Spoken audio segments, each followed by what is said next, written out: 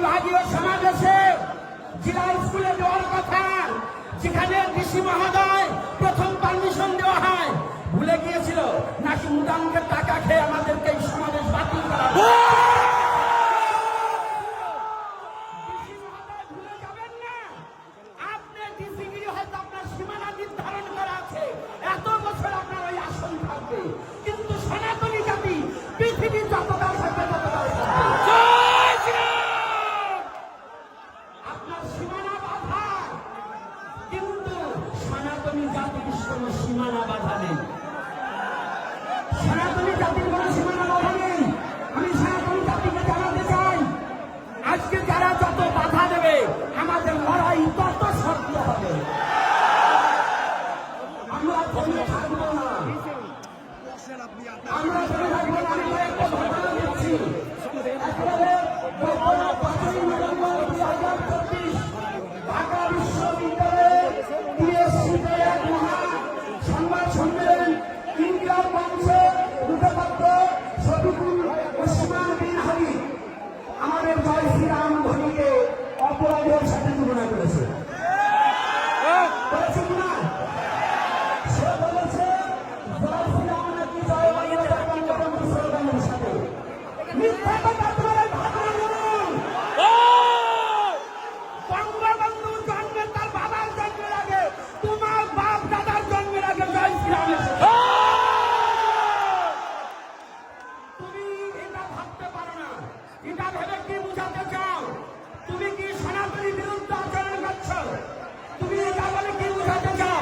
তুমি সঠিক একটা কথা জেনে রেখো, তোমার বাপ দাদার জন্মের আগে সনাতন ধর্ম, যখন তোমার বাপ দাদার অস্তিত্ব ছিল না তখন সনাতনী ধর্ম ছিল, তখন সনাতন ধর্ম ছিল। এটা সনাতনকে পূর্ণ করা। আমি সনাতনী সন্তু মন্ডলের কাছে এবং চিন্ময় বাবা সহ সবার কাছে প্রার্থনা, প্রত্যেক জেলা থেকে আমার ধর্ম অবমাননা করেছে এইগুলিতে আমার মামলা করতে হবে।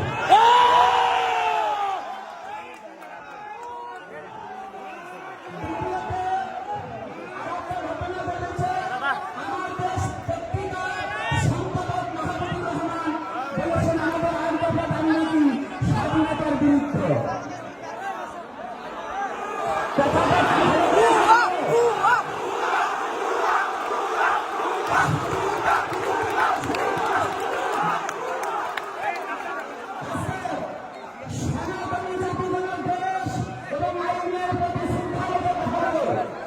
সনাতনী জাতি আইন এবং দেশকে ভালোবাসতে জানে।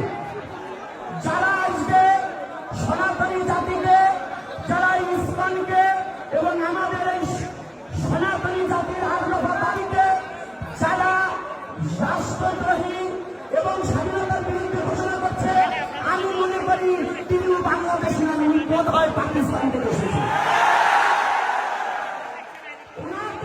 ভালো করে জাস্টিফাই করা উচিত যে সনাতনী জাতি স্বাধীনতা বিরোধী কথা বলে, তাহলে উনি নিশ্চয়ই পাকিস্তানি।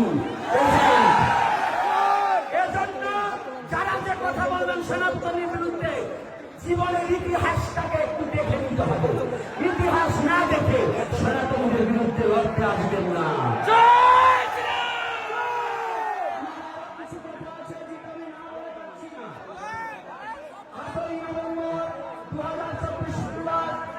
এখানে শাহীজাদে মসজিদে হেফাজত ইসলাম নামে একটি ব্যানার করে সনাতনীদের হত্যার হুমকি এবং ইসলাম একটা একটা ইসলাম ঘর ধরে ধরে জবাই করা হয়েছে।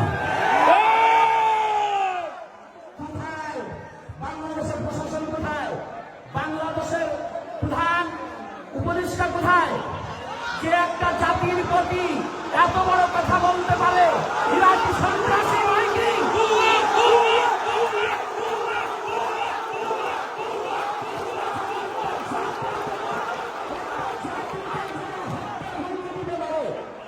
ইসলাম অন্য কোনো সংগঠন নয়, তারা জানে না। এই বাংলার মাটিতে শ্রীকৃষ্ণ চৈতন্য মহাপ্রভু আর সেই শ্রীকৃষ্ণ চৈতন্য মহাপ্রভু আদর্শটাকে প্রতিপালন করা হয় ইসলামে। আমি যদি ইসলামের ভিত্তিতে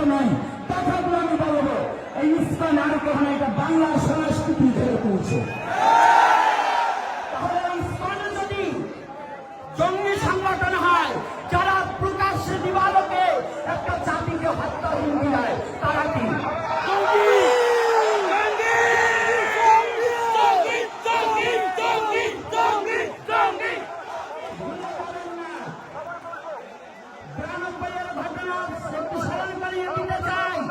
আপনাদের কথা যদি আপনাকে আমি ফিরিয়ে দেই, জবাবদেহি করতে পারবেন না সবিগুলো।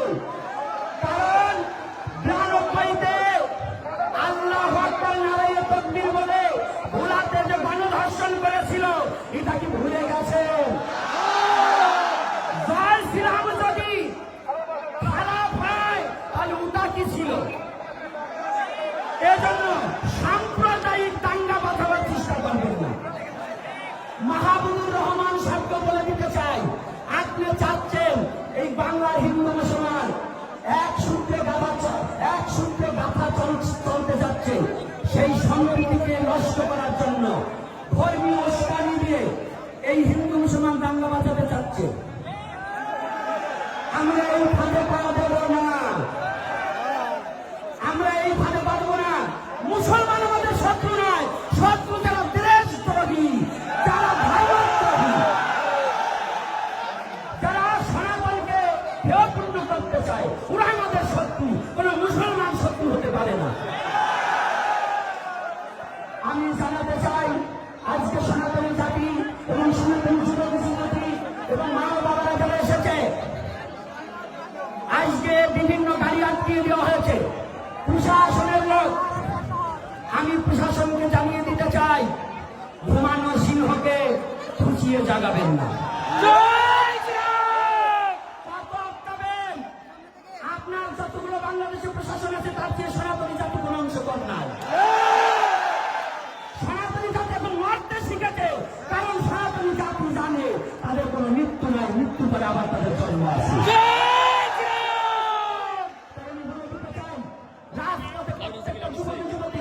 অন্যায় ভাবে কারোর সাথে কোনো দাঙ্গা করবো না, কিন্তু এরপরে যত সমাবেশ হবে, আমাদের প্রাণের আইন দফা দাবি যতদিন পর্যন্ত মেনে না নেবে, যেখানে আমাদের অ্যাটাক করবে ওখানেই আমাদের সমাবেশ হবে, ওখানেই আমাদের সমাবেশ হবে। আর দীর্ঘায়ু আমি করবো না।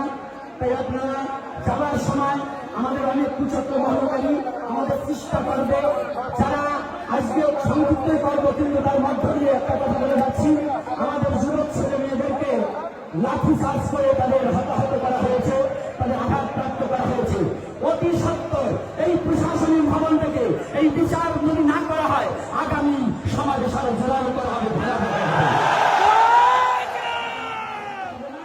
এরপরে থেকে প্রতি গ্রামে গ্রামে সংগঠন গড়ে তুলুন। আর আপনাদের বলছি, আমরা কোনো এজেন্টের টাকা নেব না, আমরা কোনো দেশের টাকা আমাদের প্রয়োজন নাই। আপনারা ভিক্ষা করে করে এই সমাবেশের সহযোগিতা করবেন।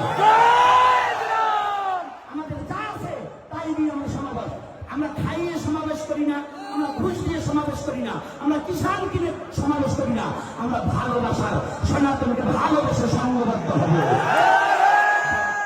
আজকের মতো এখানে আমি কথা সমাপ্ত করছি। আপনারা সকলে সুস্থ থাকুন, ভালো থাকুন, সনাতনকে ভালোবাসে এগিয়ে আসুন, নিজের স্বধর্মকে রক্ষা করুন।